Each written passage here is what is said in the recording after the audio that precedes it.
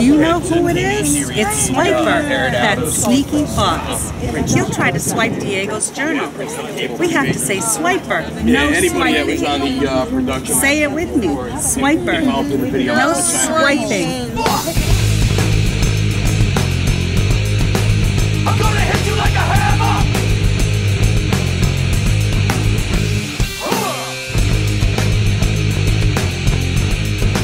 I'm gonna hit you like a hammer!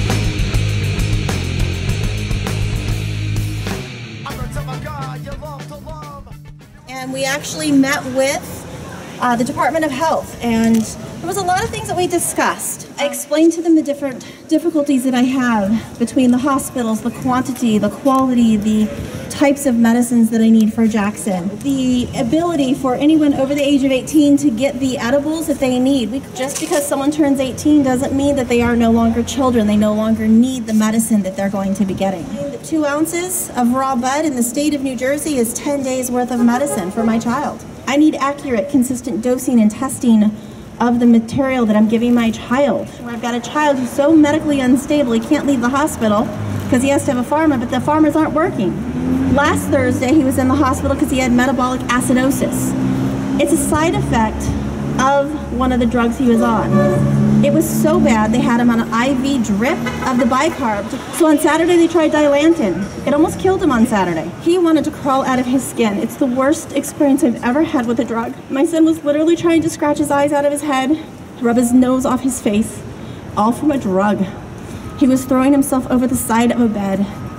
It was horrible. He was crying inconsolably for 8 hours. How many of you guys have made phone calls to Mr. O'Brien and he's never called you back? We need communication. We need someone to call back and say, yes, this is the answer to your question, or hey, I'll look into that. You know, we did talk about regulations, we did talk about legislation, you know, where things fell in where. I did talk about Medicaid, we talked about taxation, we talked about all of the different limits and the different things that they have in the program. I've actually had another doctor who's rounding for Dr. Skull this week who actually was like, well, what are you doing here if you don't want our drugs? And I was like, I'm here because the last drug created the situation we can't get out.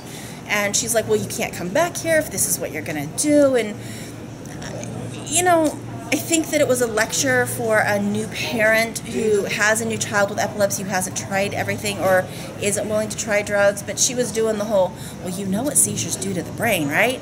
And just really talking down to me and insulting me with it. And it was just really frustrating. And she wouldn't say the C word, and then she'd be like, well, what about the other stuff? You mean the cannabis? Yeah, the C word. Wait a minute, cannabis. wait a minute. She called it the C word. Yes. Now you know why on Facebook I posted it's the C word? Really? Are you kidding me? No. I'm freaking out right now. The doctor, she calls it the C word. She goes, you said the C word.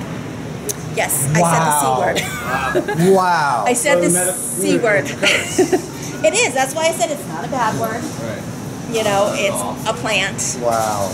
So that's where that little moment of came from.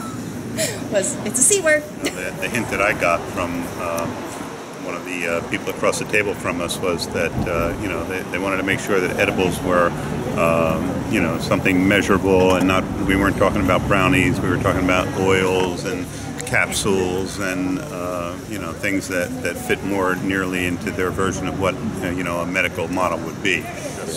Edibles for adults is just one minor issue in that, you know, it's a really comprehensive change. It entails expanding the qualifying conditions. It entails eliminating the physician registry. It entails eliminating the tax. It entails you know, just eliminating so many problems that exist with the current medicinal marijuana program. So I gave them the information. I also gave him some information on the endocannabinoid system. I gave him a little pamphlet that we developed, and I gave him a copy of Paul Armentano's booklet, The Emerging Clinical Applications for Cannabis and Cannabinoids. They're very tight-lipped. They're very tight-lipped about anything. They didn't even want any photos taken at the session. That kind of worried me a little bit. It's like, oh, you can't have photos taken, huh? Jim specifically asked for a photographic kind of memorialization of the meeting, but no, they didn't want that. But I did point out, you know, they said, well, one of the problems, of course, is that the federal government considers marijuana a Schedule I drug with no accepted medical uses in the United States. So a little later on in the debate or the discussion, I pointed out that New Jersey also considers marijuana a Schedule I drug. The Attorney General in New Jersey says marijuana is a Schedule I drug with no accepted medical uses in the state of New Jersey. And here the Department of Health has this program for medical uses for marijuana in the state of New Jersey. Wait a minute. The Attorney General says there's no medical use. Right. But he issues guidelines for his... Wait a minute. Can you explain that? No, I wish I could. It's really, like I said, it's the Alice in Wonderland, drug policy issues in state government and federal government. Wow. Yeah, right. Right. The Attorney General issued guidelines for the Compassionate Use of Medical Marijuana Act, even though he officially says that there are no accepted medical uses for marijuana, and he continues to prosecute marijuana as if it's simply an illegal drug. Wow. So, and we pointed this out. I told him that we actually had meetings with the director of the Division of Consumer Affairs in the Attorney General's office, and we also had a meeting with Paula Dow, one of the former Attorney Generals, and to ask for rescheduling of medical marijuana of marijuana from a Schedule I drug, and they refused to reschedule the drug.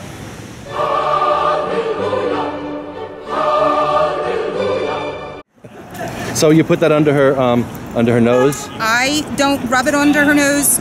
If she's in the middle of having a seizure, I'll put it under her nose, the bottle, or I actually have the inhalers, the blank inhalers, and they look like the Vicks, the plastic, and you can put the oil on a piece of cotton, and then you enclose it, and then I'll put it under her nose, and when she'll get a whiff of it, and it's instantly, she's just like, phew, and she's out of it. Smelling salts.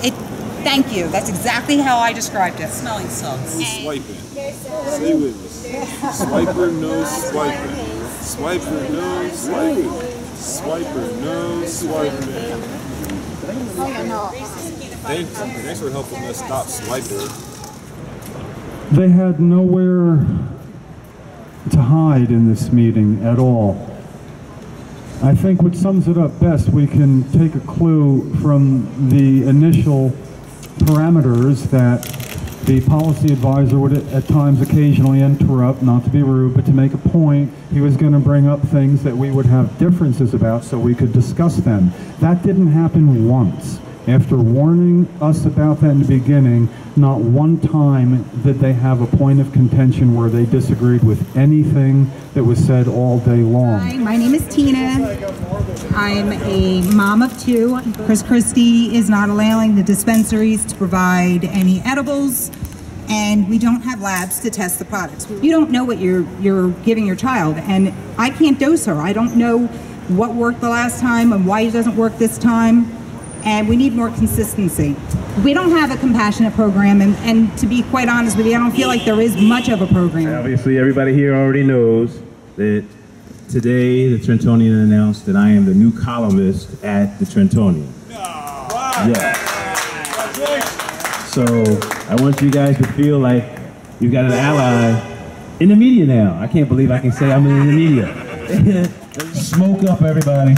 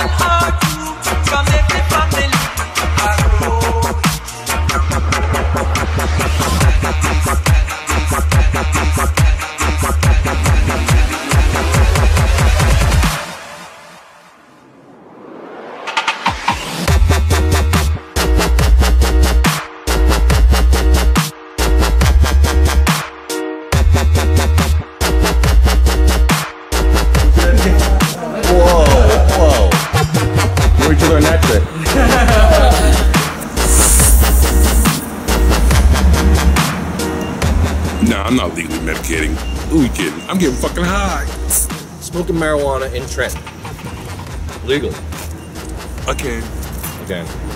Big Boy's office, that's Big Boy as in Chris Christie, Governor Christie. It was probably around 50 feet away. 50 feet, that's about right, what'd you say? About 30 feet from the building. Governor Christie will smell our marijuana if he comes through here. I don't know about your marijuana. You get that legal shit. I know who smelled this illegal shit. I know that for sure, for a fact. Your shit just like, man. This shit, this is the bomb. He's a medical marijuana patient. Keep calm. Yeah, people don't freak out when they smell weed, man. No, it can't happen. I saw her smile. Police keep saying, "Oh, people are going to call. People are going to." Nobody's calling, man. What are you going to call for? What? For what? Because you're a sick person. You got to medicate with your marijuana. They're going to call it in you. Are you calling me a sick person? They're not going to call you. They're not going to call it in if you're smoking OxyContin. Smoking OxyContin. They're not going to call it in if you're taking OxyContin. We went in the grocery store, and she's just like, the lady there is, she's like, oh, we have a special cart for her, because they actually went and got a cart that has a seat on it. It's like, I don't think we need it today. I said, because she really wants to walk. She was walking a lot better than this. She's woke up. But we're in the grocery store. She's not pulling on me. She's walking, and she's looking at everything on the shelves. And she's just like, so alert. And the lady came back over when we got done, and she was saying, to use the cart next time. And Sarah's like, looking at her, like, and normally she don't do that. She doesn't pay attention to people. She did. She focused. Baby bear. Oh no, he's falling. Here comes my cousin Diego. He's saving baby bear. Wow. Diego's really cool. He can make animal noises and talk to wild animals. Can you say Thanks for helping us stop Swiper. Stop Swiper. Stop Swiper.